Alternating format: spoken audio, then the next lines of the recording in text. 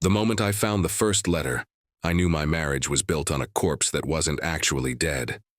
My hands trembled as I held the cream-colored envelope, postmarked just 14 days ago. The sender, the same man my wife had tearfully scattered across the Atlantic Ocean a decade earlier, the same man whose death had bonded us together in the first place. I met Sarah 5 years after her first husband died. She was still wearing grief like a second skin, beautiful but haunted. Something about the way sadness lingered in her eyes drew me in. I wanted to be the man who brought back her smile. The fool in me thought I succeeded. We'd been married for 3 years when I decided to renovate our basement. The house, her house originally, always felt like it was hiding something. Old colonial homes in Massachusetts often do, but I never expected to find a sealed room behind a false wall, much less a metal box filled with correspondence spanning 12 years. Letters from Daniel, Sarah's supposedly dead husband. The basement renovation was my idea. Sarah had resisted for months, giving vague excuses about respecting the character of the home. When I finally insisted, she acquiesced with such manufactured enthusiasm I should have recognized the performance. "Just be careful with the east wall," she said casually, too casually. "It's load-bearing." It wasn't. The contractor confirmed that before he quit unexpectedly. Something about personal reasons. A terse text after I'd found him having a hushed argument with Sarah in the kitchen. I decided to finish the project myself. The day I found the hidden room, Sarah was visiting her sister in Providence. At least, that's what she told me. Now I'm not sure she has a sister at all. The east wall had peculiar dimensions, slightly off from what the exterior of the house suggested. 3 hard swings with the sledgehammer revealed why. Behind the drywall lay a narrow door painted to match the original foundation. It had a simple latch, not even locked. The room beyond was small, maybe 8 by 6 feet. No windows, just a single bulb hanging from a chain. The walls were lined with metal shelving containing boxes marked with dates. In the center sat a single wooden chair facing an old tube television with a built-in VCR. I felt like I'd stumbled into someone's memory vault or surveillance post. The most recent box was labeled 2025, in the same elegant script that addressed our monthly bills and signed our Christmas cards. Sarah's handwriting. Inside were the letters, dozens of them, neatly organized by date, all from Daniel, all addressed to My Eternal Flame. The most recent was postmarked April 19th, 2025, 2 weeks ago. I opened it with the care of a man defusing a bomb. My eternal flame, the Arizona heat makes me miss the cool touch of your skin even more. The doctors say I'm making progress, but the nightmares persist. I still see their faces, the ones we left behind. Do you ever think about them? Do you ever regret what we did? Your new husband seems decent. The photos you sent show a simple man, trusting. Does he suspect anything about the basement? About us? About the money? 10 years is a long time to maintain this distance. The new identities are holding, but I'm tired, Sarah. I miss the weight of your body on mine. I miss watching you come alive in my hands the way he'll never experience. The plan remains the same. 2 more months. Then we disappear together just as we always intended. Forever yours in flame. D.I. read the letter 3 times before the room started spinning. Photos of me? The money? Plans to disappear? I collapsed into the wooden chair, my mind racing between betrayal, rage, and a sickening fear. What had they done? Who had they left behind? What kind of monsters had I married? I spent hours in that room reading letters chronologically from the beginning. The story they told was fragmented, but clear enough to chill my blood. Sarah and Daniel hadn't been ordinary people. Their relationship was forged in a criminal enterprise involving embezzlement, fraud, and possibly worse. They'd staged his death to escape investigation, with Sarah playing the grieving widow to perfection, while Daniel established a new identity somewhere far away. I was never meant to be her husband, just her cover story while they waited for something to cool down, As night fell, I heard Sarah's car in the driveway. I quickly replaced the letters, slid back through the doorway, and propped a piece of drywall against the opening. I needed time to think, to plan. She entered our bedroom that night with a smile that now seemed sinister. When she kissed me, I wondered how many times she'd laughed internally at my ignorance. When she straddled me in bed, her body moving against mine with practiced expertise, I wondered if she was comparing me to him. "I missed you today," she whispered, her lips brushing my ear. I forced myself to respond naturally. "Missed you too. How's your sister?" The slightest hesitation. "She's good. Sends her love." Another lie. I suddenly realized our entire relationship was built on them. The next morning, I made an excuse about meeting a friend for golf. Instead, I drove to the local police station, prepared to expose whatever criminal conspiracy I'd stumbled into. But something stopped me at the entrance. Doubt. What if I was implicated somehow? What if there was more to the story than I understood? I pivoted to the county records office instead. If Sarah and Daniel had been involved in financial crimes, there might be records. The clerk was bored and unhelpful until I slipped her $50. Suddenly, my request became priority. "Looking for property records for Sarah Lehman Curtis, previously Sarah Daniels," I explained, using my wife's current and former names. "Curtis before Lehman?" she clarified, typing. "No, Lehman is my name. Daniels was her first husband's name." The clerk frowned at her screen. "That's weird. I don't show any marriage records for Sarah Daniels to anyone but you." My stomach dropped. "Check Daniel Keller. That was her first husband's name." More typing. "Nothing there either. No marriage license. In this county. What about death records?" "Daniel Keller, approximately 10 years ago." The clerk's fingers danced across the keyboard. "No death certificate for a Daniel Keller in the last 15 years in Massachusetts."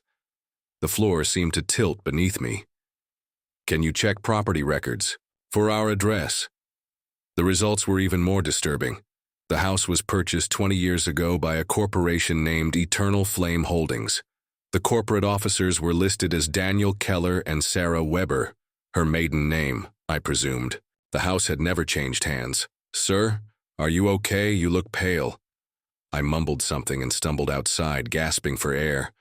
The woman I'd married, the woman whose body I knew as well as my own, was a stranger, possibly a criminal, and her first husband, the supposedly dead Daniel, was very much alive and expected to reunite with her in less than 2 months.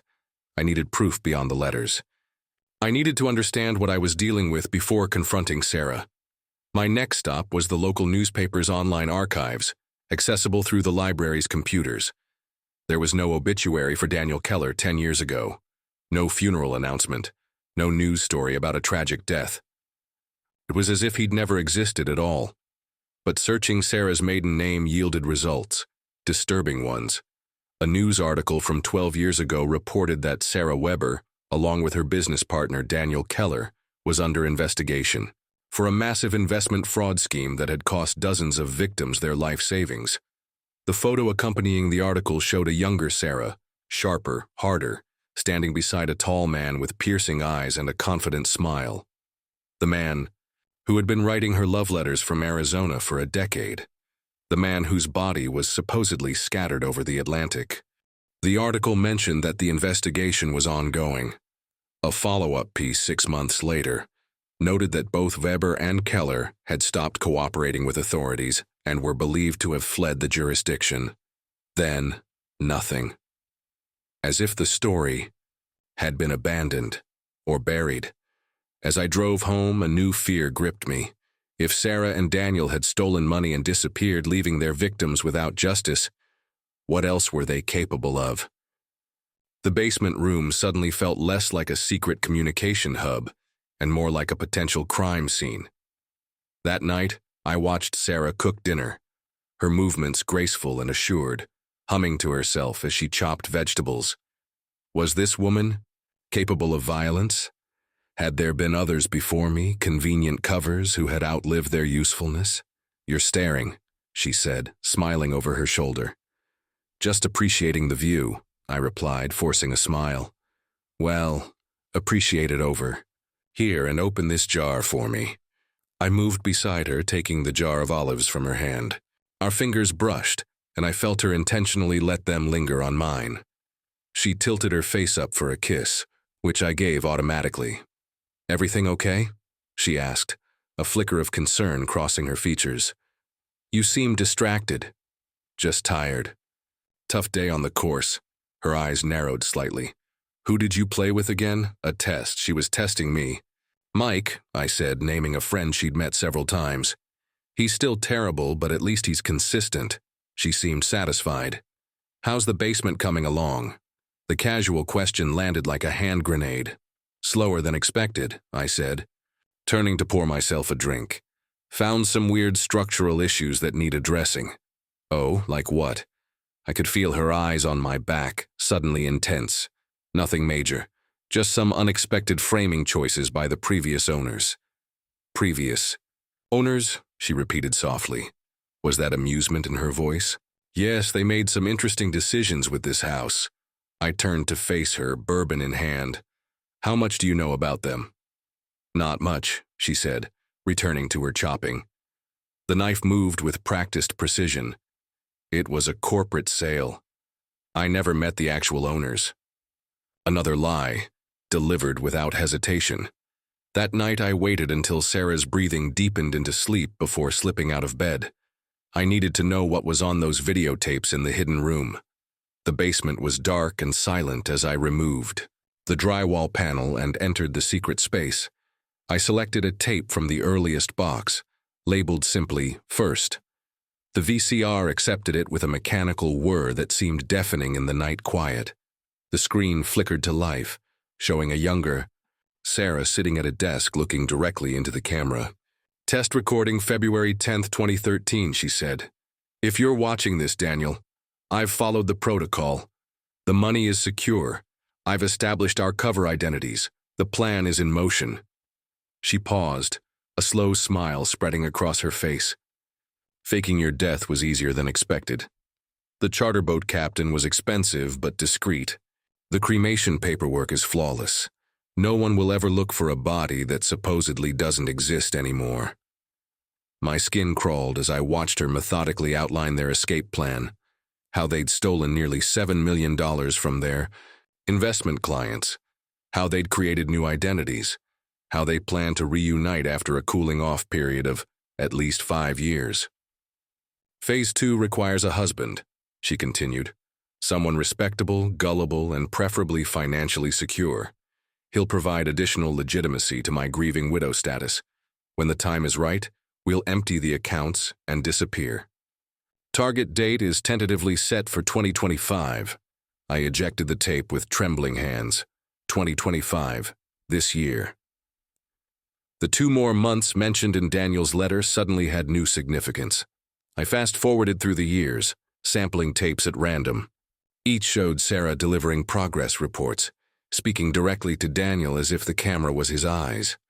Some were businesslike, detailing investment growth and security measures. Others were intimate. Sarah performing for her absent lover, describing what she would do when they reunited, sometimes demonstrating with explicit detail. One tape from 2022, a year after we were married, showed her laughing as she recounted our honeymoon. "He's actually quite sweet," she told the camera. "Tries so hard to please me in bed. If he only knew what I'm really thinking about when I close my eyes and moan his name." Her cruel laughter felt like acid on my skin. The most recent tape was dated just last month. Sarah, looking much as she did now, sat closer to the camera than in previous recordings. "Things are accelerating," she said tensely. "Michael mentioned renovating the basement again. I can't put him off much longer without raising suspicion. I've arranged for our regular contractor to have a family emergency after the initial assessment." She leaned forward, her eyes intense. "The account is ready. $12.3 million after all these years of careful investment. Our new identities are prepared. Costa Rica is still our best option. The property is secured in the shell company's name." She paused, glancing over her shoulder as if checking for listeners. Even though she was alone in the secret room, I'm concerned about loose ends, specifically Michael.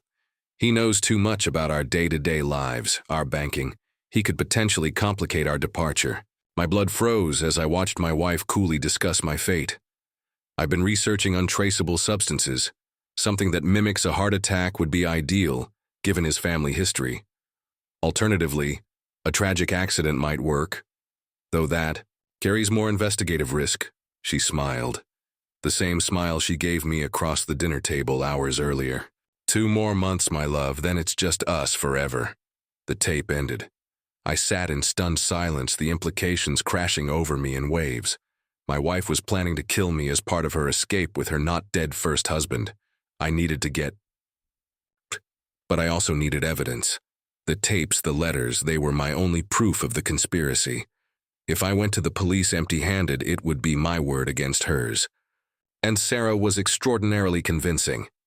As I reached for the current box of tapes, I heard it. The creak of the basement stairs. Sarah was awake and coming down. I switched off the TV, plunging the room into darkness except for the faint light, bleeding in from the gap around the door. There was nowhere to hide in the small space. If she entered, she would find me. The footsteps stopped just outside. I could see a shadow blocking the sliver of light from beneath the door. "Michael?" Her voice was soft, concerned. "Are you down here, honey?" I remained perfectly still, barely breathing. My only advantage was that she didn't know I'd discovered her secret. After what seemed like eternity, I heard her sigh. "Must be imagining things," she muttered. The footsteps retreated, the stairs creaking as she ascended. I waited 10 more minutes before following, careful to replace the drywall panel exactly as I'd found it. When I slipped back into bed, Sarah rolled over, draping an arm across my chest. "Where were you?" she murmured sleepily. "Bathroom," I whispered. "Go back to sleep." She nestled closer, her body warm against mine. The body of a woman who had just been contemplating my murder. "Love you," she said, her breathing already deepening again. "Love you too," I lied, wondering how I would survive the next day, let alone the next 2 months. The following morning, I called in sick to work and waited until Sarah left for her yoga class before taking action. I had approximately 2 hours to gather what I needed. First, I extracted key letters and a selection of tapes from the hidden room, storing them in a waterproof bag that I then secured in my golf bag in the garage. Next, I photographed the entire room, the boxes, and several of the remaining letters. Finally, I made copies of our financial statements, focusing on accounts where Sarah had executed large transfers recently. As I was replacing documents in our home office, I noticed something odd about one of the framed photos on the wall, a picture of Sarah and me on our wedding day. The proportions seemed slightly off. I removed it from the wall and discovered why. Hidden behind our smiling faces was a much older photograph. Sarah and Daniel, standing on a beach, his arm possessively around her waist. They were both smiling, but there was something predatory in their expressions. I returned everything to its place, keeping only the hidden photograph as additional evidence. With an hour still remaining before Sarah's return, I drove to a storage facility 15 miles away and rented a small unit under a false name, paying cash for 3 months. I stored my evidence there, along with a detailed letter explaining everything I'd discovered, addressed to the FBI's Financial Crimes Division. If something happened to me, at least there would be a trail. When Sarah returned, flushed and glowing from exercise, I greeted her with a kiss and suggested a weekend getaway. "Really? What brought this on?" she asked, pleased but suspicious. "Just feeling spontaneous," I said. "We've both been working hard. Thought a change of scenery might be nice." "That sounds lovely," she replied, studying my face. "Where were you?" "Thinking? Cape Cod? That inn you liked last summer?" Her smile widened. "Perfect. When?" "This weekend." I could book it now. She hesitated, and I could almost see her mind working, checking her mental calendar, perhaps wondering if this disrupted her plans with Daniel. "Let me check something first," she said, pulling out her phone and stepping into the next room. I heard her speaking softly, the words indistinct. Was she calling him? Adjusting their timetable? I busied myself in the kitchen to avoid suspicion. She returned, looking relaxed. This weekend works. I'm excited. The reservation was made. Whatever happened next, I needed to be away from the house and its secrets for a few days to plan my next move. The Cape Cod Inn was exactly as I remembered. Quaint, peaceful, and isolated. Perfect for a romantic weekend. Or for murder. I couldn't shake the fear that Sarah might have accelerated her timeline, that this secluded location might be ideal for staging my accident. Every time she handed me a drink, I found an excuse to not consume it. Every suggestion of a cliffside walk was met with a counteroffer of something more public. On our second night, Sarah emerged from the bathroom wearing only a silk robe, her hair still damp from the shower. She moved toward me with the liquid grace I'd always found irresistible. "You've been distracted," she said, settling beside me on the bed. "Work stress?" "Something like that," I answered, watching her hands as she untied her robe, letting it fall open to reveal her naked body beneath. "I know how to help you relax," she whispered, leaning in to kiss me. Her lips were soft, familiar. The same lips that had outlined my planned demise to a camera. The same body that had performed for another man while married to me. Every touch now felt like betrayal, yet I couldn't reveal my knowledge. I kissed her back, forcing enthusiasm I didn't feel.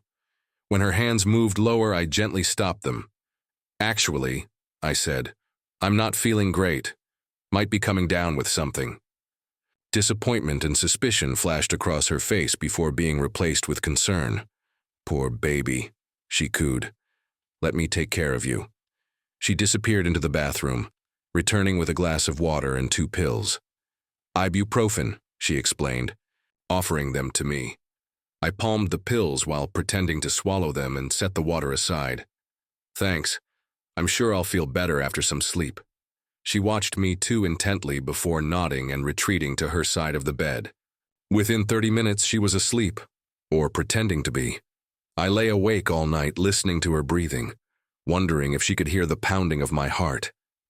Back home after our weekend, I initiated phase 2 of my plan. I began mentioning a new investment opportunity to Sarah, something exclusive requiring liquid capital. I talked about consolidating our accounts for a major move. "It's the opportunity of a lifetime," I explained over dinner. "But we need to act fast. I'm thinking we should pull from our long-term savings." Sarah's eyes lit up with carefully controlled interest. "How much are you thinking of investing?" "All of it," I said, watching her closely. "The returns could be enough to retire on in 5 years." She nearly choked on her wine. "All of it, that's over $1 million, Michael. I know it sounds crazy, but trust me on this. The firm has an impeccable track record." Her mind was clearly racing, weighing how this affected her own plans. Finally, she smiled, the predator's smile I now recognized from her secret tapes. "If you're confident, I trust your judgment," she said, raising her glass, "to new opportunities." We clinked glasses. Neither of us drank. Over the next week, I made a show of gathering our financial information, talking constantly about the investment opportunity. I scheduled a meeting with representatives for the following Tuesday, giving myself a 5-day window to execute the final phase. On Friday, I told Sarah I needed to visit my mother in Connecticut for the weekend. "Family emergency?" she asked, clearly inconvenienced. "Nothing serious. Mom's having minor surgery. Wants me there for moral support." "Of course you should go," she said, the perfect supportive wife. "Give her my love." I packed a small bag and kissed her goodbye, wondering if I would ever see her again. Not because I feared for my safety, but because what I was about to do would destroy our life together forever. I drove to Connecticut but didn't visit my mother. Instead, I checked into a motel under a false name and made the call I'd been dreading. The FBI's Financial Crimes Division was initially skeptical, but the evidence I'd gathered, photographs of the letters and tapes I'd collected, was compelling, enough to earn me a meeting. 2 agents interviewed me for hours, taking detailed notes about Sarah and Daniel's scheme. "We've been looking for these 2 for years," Agent Rivera told me. "They disappeared from our radar after taking their clients for millions. We thought they'd left the country. They're planning to, I said. In less than 2 months. The agents exchanged glances. We'll need your cooperation, Agent Maxwell said. This has to be handled delicately. If they suspect anything, they could flee immediately, or worse. What do you need me to do? Keep playing along. We need to catch them both, preferably with evidence of their current activities. The plan was simple but dangerous. I would continue discussing the investment opportunity, eventually agreeing to move our money into a joint account, one that Sarah would believe she could access for her escape with Daniel. The FBI would monitor all activity, gathering evidence not just of the old fraud, but of their new conspiracy. What about my safety? I asked. She's been researching untraceable poisons. Agent Rivera's expression hardened. We'll have surveillance on your house 24/7, but you need to be careful. Don't eat or drink anything she prepares. Don't create situations where you're alone and vulnerable. And absolutely no confrontation, Agent Maxwell added. These people are dangerous. They've evaded capture for years by being ruthless and calculating. I left with a recording device disguised as a money clip and instructions to contact them immediately if I felt my life was in danger. When I returned home Sunday evening, Sarah greeted me with unusual enthusiasm, pulling me into a passionate embrace as soon as I walked through the door. I missed you, she breathed against my neck. The house feels empty without you. I wondered if she'd used my absence to meet with Daniel, if he'd been in our bed while I was gone. Missed you too, I replied, holding her at arm's length. How was your weekend? Boring, she said. Just caught up on some reading. How's your mother? Recovering well, thanks for asking. We moved through the familiar routines of our shared life, dinner, TV, bed, while I mentally cataloged every lie, every manipulation, every false note in our relationship. The woman sleeping beside me was a stranger wearing my wife's face, and I was now a counteragent in her conspiracy. The next morning, I casually mentioned that I'd scheduled a meeting with the investment firm for Tuesday. They want both of us there since it involves our joint finances, I said over breakfast. You're free at 2 p.m., right? Sarah hesitated. Let me check my calendar. I might have a client meeting. This is important, Sarah. 7 figures important. Can you reschedule? Her eyes narrowed slightly, then relaxed. Of course. You're right. This takes priority. Tuesday arrived with suffocating tension. The FBI had set up a fake investment office downtown, complete with agents posing as financial advisors.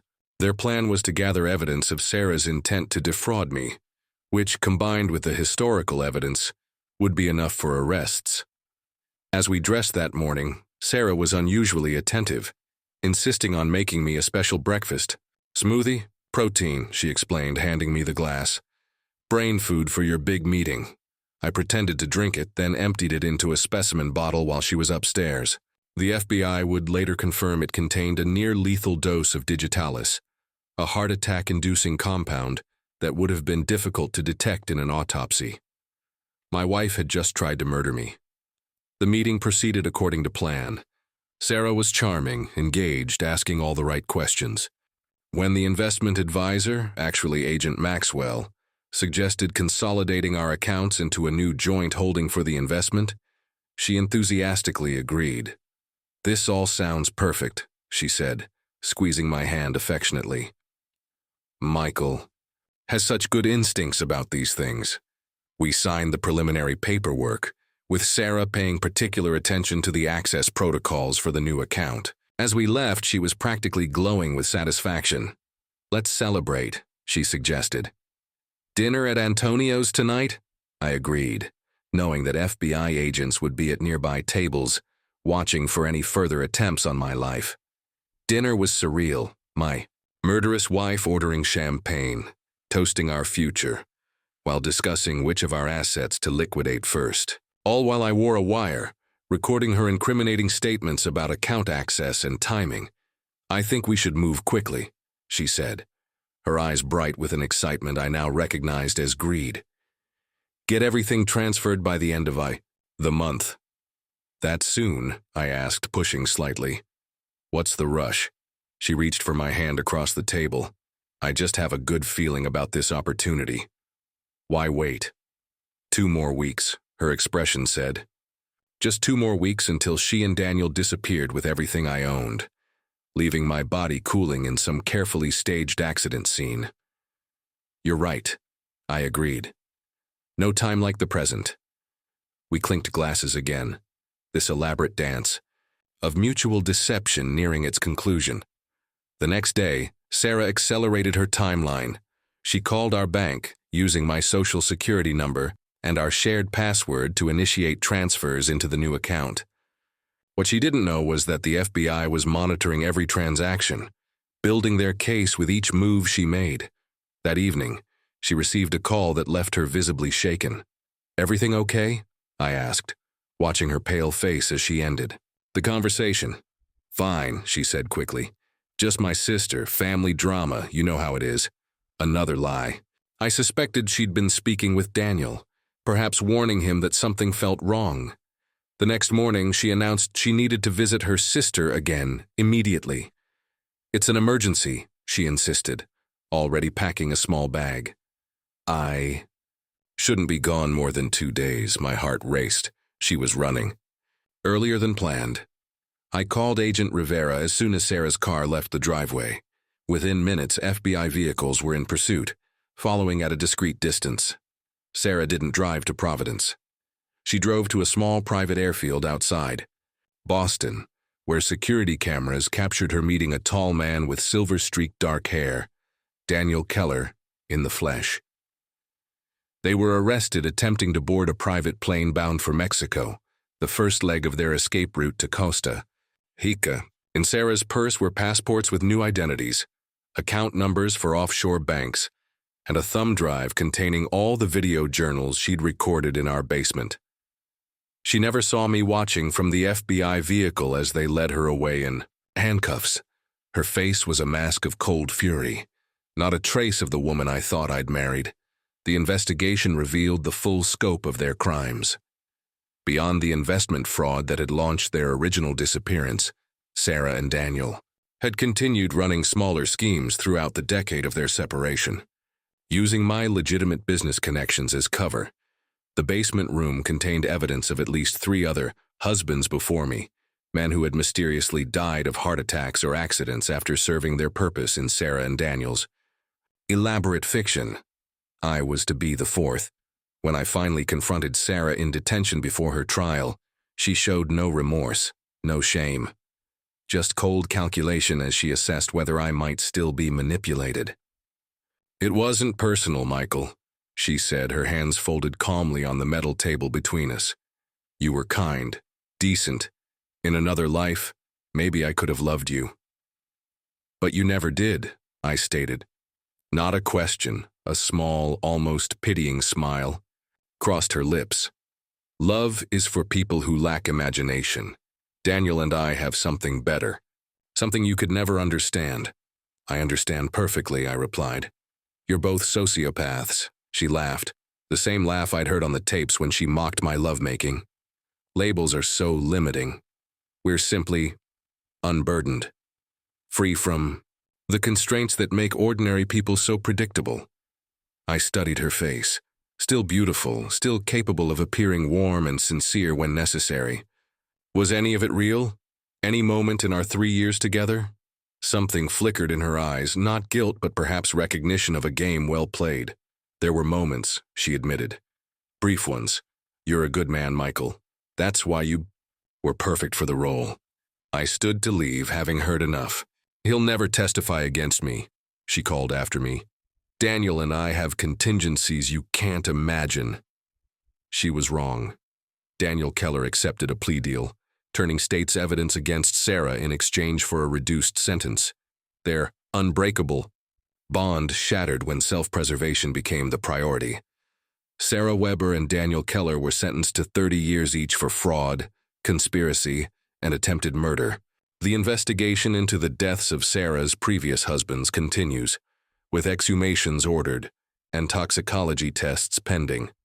The house, our house, was seized by the government, the hidden room documented extensively before being demolished. During the property's renovation, sometimes I drive by, watching the new family that lives there now. They have children who play in the yard where I once barbecued with friends. I wonder if they feel the weight of the secrets buried in that soil, the lies that seeped into those walls. I wonder if they know what was under their house. I've moved to another state now, changed my name. Trust comes slowly, if at all. Each relationship is filtered through the prism of suspicion Sarah created. Each genuine connection tainted by the memory of her perfect performance. Last month, I received a letter, no return address, postmarked from a women's correctional facility in upstate New York. Inside was a single line of text in familiar, elegant handwriting. The basement isn't the only place I buried secrets. I burned the letter and scattered the ashes. Whatever game Sarah is still playing, I refuse to be a part of it. Whatever secrets remain buried, in basements, in gardens, in the dark corners of the lives she destroyed, can stay there. Some boxes are better left unopened. Some letters are better left unread. Some houses are better left unexplored.